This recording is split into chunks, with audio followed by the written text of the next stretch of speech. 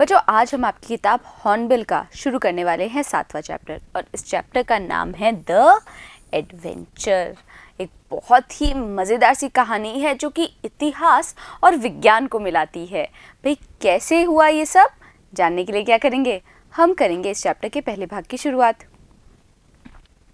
The Jijimata express sped along the Pune-Bombay route considerably faster than the Deccan queen. तो बच्चों लेखक बोल रहे हैं कि जो जीजी माता एक्सप्रेस है, एक ट्रेन का नाम है, वो बहुत तेज़ी से जा रही थी पुणे बॉम्बे के रूट पर, मार्ग पर। कंसिडरेबली मतलब काफ़ी, फास्टर अधिक तेज़ थी वो डेक्कन क्वीन से। There were no industrial townships outside Pune. Pune के बाहर औद्योगिक टाउनशिप्स नहीं थी, औद्योगिक नगर नहीं थे। The first stop Lonavala came in 40 minutes. जो पहला जो स्टॉप था वो था लोनावला और वो जो पहला स्टॉप था वो आया 40 मिनट बाद। The ghat section that followed was no different from what he knew. तो बच्चों लेखक किसी व्यक्ति के बारे में बता रहा है कि जो घाट का जो हिस्सा था जो कि बाद में आया वो ज़्यादा अलग नहीं था जिसे वो जानता था। कौन जानता था हम नहीं जानते फ़िलहाल। The train stopped at Karjat only briefly and went on at even greater speed। जो ट्रेन थी वो रुकी थी सिर्फ कारजाट पे ब्रीफली, यानी कि कुछ समय के लिए ही, और फिर वो और अधिक गति से और अधिक स्पीड से चलने लगी। It rode through Kalyan. Rode through Kalyan मतलब शोर करती हुई गुजरी। कल्याण एक जगह है, वहाँ से। तो भाई ट्रेन के बारे में हमने जान लिया कि कोई ट्रेन है जो पुणे और बॉम्बे के रास्ते में है और वो बहुत तेज़ी से जा रही है, उसकी गति भी बहुत ज़्यादा है। अब ये कहानी क्या है जानने से पहले आगे क्या होगा, क्या करेंगे हम? भाई हम करेंगे मीनिंग्स को रिवाइज। तो देखिए सबसे पहला है रूट। रूट मतलब मार्ग या फिर रास्ता। कंसिडरेबली मतलब काफ़ी। फास्टर यानी कि अधिक तेज। इंडस्ट्रियल मतलब औद्योगिक। टाउनशिप्स मतलब बस्ती या फिर नगर। सेक्शन यानी भाग, हिस्सा या फिर इलाका। डिफरेंट मतलब अलग। ब्रीफली मतलब कुछ समय। रोड मतलब शोर करता हुआ गुजरा। Meanwhile, the racing mind of Professor Gaitonde had arrived at a plan of action in Bombay। तो बच्चों ट्रेन तो गुजर रही थी, उसी दौरान जो तेज़ी से दौड़ता हुआ दिमाग था प्रोफेसर गायतोंडे का, उसने क्या किया? उस दिमाग ने एक योजना बनाई बॉम्बे के लिए। योजना किस चीज़ की थी कि भाई मैं बॉम्बे जाके क्या कार्य करूँगा, इस चीज़ की। Indeed, as a historian, he felt he should have thought of it sooner। तो भाई क्या सोच रहा था वो खुद प्रोफेसर गायतोंडे? वो सोच रहे थे कि भाई एक इतिहासकार होने के नाते उनको महसूस हुआ कि उनको वो जो योजना थी पहले सोच लेनी चाहिए थी। He would go to a big library and browse through history books। और वो योजना क्या थी कि वो जाएंगे एक बहुत बड़ी लाइब्रेरी में और वो ब्राउज करेंगे, यानी कि जल्दी जल्दी पढ़ेंगे उनकी हिस्ट्री की किताबें। That was the surest way of finding out how the present state of affairs was reached। और यही सबसे ज़्यादा श्योरेस्ट यानी सबसे ज़्यादा अचूक तरीका है ये पता लगाने का कि किस प्रकार से ये जो वर्तमान की जो स्थिति है अफेयर्स की, यानी कि वर्तमान के जो मामलों की स्थिति है वो यहाँ पे कैसे पहुँची। He also planned eventually to return to Pune and have a long talk with Rajendra Deshpande, who would surely help him understand what had happened। और फिर उन्होंने क्या सोचा प्रोफेसर गायतोंडे ने? उन्होंने सोचा कि वो फिर अंत में जाएंगे पुणे वापस और फिर राजेंद्र देशपांडे से बात करेंगे और जानेंगे कि आखिर सब क्या हुआ है। तो भाई हमें भी नहीं पता है कि क्या हुआ है, बस हम ये जानते हैं कि प्रोफेसर गायतोंडे जा रहे हैं कहीं पर और उस मुंबई जाने के बाद वो क्या करने वाले हैं? एक बड़ी सी लाइब्रेरी ढूंढेंगे और वहाँ पे किताबें पढ़ेंगे ये जानने के लिए कि ये वर्तमान स्थिति कि ये जो मामले हैं वो किस प्रकार से उत्पन्न हुए। तो क्या क्या मीनिंग्स हमने यहाँ पे पढ़े हैं बच्चों? देखिए रिवाइज करते हैं। सबसे पहला है प्लान। प्लान मतलब योजना। हिस्टोरियन यानी कि इतिहासकार। ब्राउज मतलब जल्दी जल्दी पढ़ना। श्योरेस्ट मतलब सबसे अचूक या फिर सबसे विश्वसनीय। प्रेजेंट मतलब वर्तमान। अफेयर्स यानी कि मामला या फिर घटना। इवेंचुअली मतलब अंत में। Who would surely help him understand, और वो जो राजेंद्र देशपांडे हैं वो निश्चित तौर से मदद करेंगे उनकी प्रोफेसर गायतोंडे की समझने में कि क्या हुआ था। That is assuming that in this world there existed someone called Rajendra Deshpande. तो अब ये बोल रहे हैं, सोच रहे हैं प्रोफेसर गायतोंडे कि ये मानना होगा कि इस दुनिया में भी कोई व्यक्ति मौजूद है, एक व्यक्ति का अस्तित्व है जिसका नाम है राजेंद्र देशपांडे। तो भाई प्रोफेसर गायतोंडे आए कौन सी दुनिया से हैं बच्चों? चलिए देखते हैं आगे क्या हुआ कहानी में। The train stopped beyond the long tunnel. बहुत बड़ी जो सुरंग होती है ना, उसके बाद में जो ट्रेन थी वो रुकी। बियॉन्ड मतलब पार करके। It was a small station called सरहद। ये एक छोटा सा स्टेशन था जिसका नाम था सरहद। An Anglo Indian in uniform went through the train checking permits. और एक एंग्लो इंडियन जिसने वर्दी पहनी हुई थी वो ट्रेन में क्या करने लगा? चेकिंग करने लगा, जांच करने लगा परमिट्स की, अनुज्ञा पत्र की। This is where the British Raj begins. You are going for the first time I presume? Khan Sahib, आज तो खान साहिब ने पूछा कि यहीं से ब्रिटिश राज शुरू हो रहा है और मैं ये मान रहा हूँ कि आप पहली बार जा रहे हैं। तो बच्चों क्या क्या मीनिंग्स हमने पढ़े हैं देखिए, रिवाइज करते हैं हम। सबसे पहला है अंडरस्टैंड। अंडरस्टैंड यानी कि समझना। अज्यूमिंग यानी कि मानना। एग्जिस्टेड मतलब अस्तित्व होना। बियॉन्ड यानी कि पार। यूनिफॉर्म मतलब वर्दी। चेकिंग यानी कि जांच करते हुए। परमिट्स यानी कि अनुज्ञा पत्र।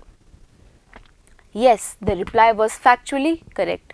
और फिर प्रोफेसर गायतोंडे ने कहा हाँ, और ये जो उत्तर था वो फैक्चुअली मतलब वास्तव में करेक्ट था, सही था। यानी कि प्रोफेसर गायतोंडे पहली बार जा रहे थे। Gangadhar Pant had not been to this Bombay before. Gangadhar Pant जो थे, प्रोफेसर जो गायतोंडे थे, वो कभी भी बॉम्बे के इस हिस्से में नहीं आए थे। ही वेंचर्ड अ क्वेश्चन, और फिर उन्होंने साहस किया एक सवाल पूछने का। And Khan Sahib, how will you go to Peshawar? और उन्होंने क्या पूछा कि खान साहिब पेशावर कैसे जाएंगे? This train goes to Victorian Terminus. I will take the Frontier Mail tonight out of Central. How far does it go? By what route? तो फिर उन्होंने यानी कि खान साहब ने कहा कि ये जो ट्रेन है वो जाती है विक्टोरिया टर्मिनस तक और मैं वहाँ से लूँगा फ्रंटियर मेल। और फिर प्रोफेसर गायतोंडे ने पूछा how far does it go? ये कितनी दूर जाती है? एंड बाय व्हाट रूट, और कौन सा रास्ता लेके जाती है? तो क्या क्या हमने मीनिंग्स पढ़े हैं देखिए। सबसे पहला है प्रिज्यूम। प्रिज्यूम मतलब अनुमान लगाना। रिप्लाई मतलब उत्तर। फैक्चुअली मतलब असल में या फिर वास्तव में। करेक्ट यानी कि सही। वेंचर्ड यानी कि साहस किया। रूट यानी मार्ग या फिर रास्ता। Bombay to Delhi, then to Lahore and then Peshawar. A long journey. I will reach Peshawar the day after tomorrow. और फिर खान साहब ने बोला कि पहले बॉम्बे से दिल्ली जाऊंगा, फिर दिल्ली से लाहौर और फिर पेशावर। ये एक बहुत लंबी यात्रा है और मैं पेशावर पहुंचूंगा परसों के दिन। Thereafter, Khan Sahib spoke a lot about his business and Gangadhar Pant was a willing listener. और इसके बाद से जो खान साहिब थे उन्होंने बहुत सारी बातें की अपने व्यापार के बारे में, और गंगाधर पंत थे वो क्या थे? एक विलिंग लिसनर यानी कि एक उत्सुक श्रोता थे। For in the way he was able to get some flavor of life in this India that was so different. क्यों भाई इतनी उत्सुकता से क्यों सुन रही थी? क्योंकि इस तरीके से उनको भारत के लोगों के जीवन के बारे में थोड़ा पता चलता, जो भारत बहुत ज़्यादा अलग था। भाई ये ही भारत अलग कैसे था? देखिए, the train now passed through the suburban rail traffic. अब वो जो ट्रेन थी ना बच्चों, वो गुजरी एक सबर्बन रेल ट्रैफिक से होते हुए, उपनगरीय रेल ट्रैफिक से होते हुए। तो बच्चों यहाँ पे जो चारों हमने शब्द पढ़े हैं उन्हें देखिए रिवाइज करेंगे। सबसे पहला है जर्नी। जर्नी मतलब यात्रा। बिजनेस यानी कि व्यापार। विलिंग मतलब उत्सुक या फिर इच्छुक। लिसनर यानी कि श्रोता। The blue carriages carried the letters GBMR on the side। और जो ब्लू सवारी डब्बे थे उन पे क्या थे, कुछ अक्षर लिखे हुए थे और वो थे GBMR। Greater Bombay metropolitan railway explain Khan Sahib. तो खान साहब ने समझाया इस GBMR का मतलब। वो क्या था, greater Bombay metropolitan railway. See the tiny Union Jack painted on each carriage, a gentle reminder that we are in British territory। और फिर खान साहब ने बोला कि ये छोटा सा यूनियन जैक जो कि पेंट हुआ हुआ है, चित्रित हुआ हुआ है हर सवारी डिब्बे पे, क्या देख रहे हो, ये एक जेंटल रिमाइंडर है, एक नम्र सा याद दिलाने वाली बात है कि हम ब्रिटिश इलाके में हैं। The train began to slow down beyond Dadar and stopped only at its destination Victoria Terminus। जो ट्रेन थी ना बच्चों वो धीरे होने लगी दादर के बाद में। दादर भी एक जगह है बच्चों, वहाँ से गुजरने के बाद ट्रेन धीरे होने लगी और रुकी केवल अपने गंतव्य पे। और वो गंतव्य क्या था, विक्टोरिया टर्मिनस। तो क्या क्या शब्द हमने पढ़े हैं देखिए बच्चों। सबसे पहला है सबर्बन। सबर्बन मतलब उपनगरीय। कैरेजेस यानी कि सवारी डब्बा। एक्सप्लेन्ड यानी कि समझाया या फिर व्याख्या की। जेंटल मतलब नम्र, सभ्य या फिर सीधा। रिमाइंडर यानी कि याद दिलाने वाला। टेरिटरी मतलब इलाका या फिर क्षेत्र। स्लो डाउन मतलब रफ्तार कम करना। डेस्टिनेशन यानी कि गंतव्य। The station look remarkably neat and clean. वो जो स्टेशन था वो विशिष्ट तौर से साफ सुथरा दिख रहा था। The staff was mostly made up of Anglo Indians. और वो जो स्टाफ थे यानी कि वहाँ पे काम करने वाले जो लोग थे वो ज़्यादातर एंग्लो इंडियंस थे और पारसीज थे। Along with a handful of British officer. और उन काम करने वालों लोगों में मुट्ठी भर थे कुछ ब्रिटिश अफसर। As he emerge from the station Gangadhar Pant found himself facing an imposing building. जैसे ही जो गंगाधर पंत थे वो निकले स्टेशन से तो उन्होंने क्या पाया कि वो सामना कर रहे हैं एक इम्पोजिंग बिल्डिंग का, एक शानदार सी इमारत का। The letters on the proclaimed its identity to those who did not know this Bombay landmark। और जो उस इमारत पे जो शब्द लिखे हुए थे वो घोषणा कर रहे थे उस इमारत की पहचान का उन लोगों के लिए जो नहीं जानते इस बॉम्बे लैंडमार्क को। और क्या थी बच्चों, क्या लिखे हुए थे शब्द देखिए। East India house headquarters of the east India company. तो ईस्ट इंडिया कंपनी तो आप लोग को याद होगा, आप लोगों ने इतिहास पढ़ा है। ईस्ट इंडिया कंपनी भाई भारत में आई थी, उसके बाद ही तो ब्रिटिश राज चालू हुआ था ना। तो बॉम्बे में एक बहुत बड़ी इमारत थी जहाँ पे लिखा हुआ था east India house headquarters of east India company. तो क्या क्या हमने शब्द पढ़े हैं देखिए। सबसे पहला है रिमार्केबली। रिमार्केबली मतलब विशिष्ट तौर से। Neat and clean. Neat and clean मतलब साफ सुथरा। हैंडफुल मतलब मुट्ठी भर। इमर्ज्ड यानी कि निकला। फेसिंग मतलब सामना करते हुए। इम्पोजिंग मतलब शानदार या फिर भव्य। बिल्डिंग यानी कि इमारत। प्रोक्लेम्ड मतलब घोषणा करना। आइडेंटिटी मतलब पहचान। Prepared as he was for many shock. तो प्रोफेसर गायतोंडे बिल्कुल तैयार थे बहुत सारे सदमों के लिए, पर he had not expected this. पर उन्होंने इस चीज़ की अपेक्षा नहीं की थी। The East India Company had been wound up shortly after the events of 1857। जो ईस्ट इंडिया कंपनी थी वो क्या हो गई थी बच्चों, वो तो चली गई थी थोड़े अरसे में ही जब 1857 की घटना हुई थी। At least that is was what history books said। और यही तो इतिहास की किताबों में लिखा था। Yet here it was not only alive but flourishing. पर फिर भी ये ईस्ट इंडिया कंपनी यहाँ पे है और ये ना केवल जीवित है पर ये समृद्धशाली भी है। So history had taken a different turn. तो इतिहास ने एक दूसरा मोड़ ले लिया है।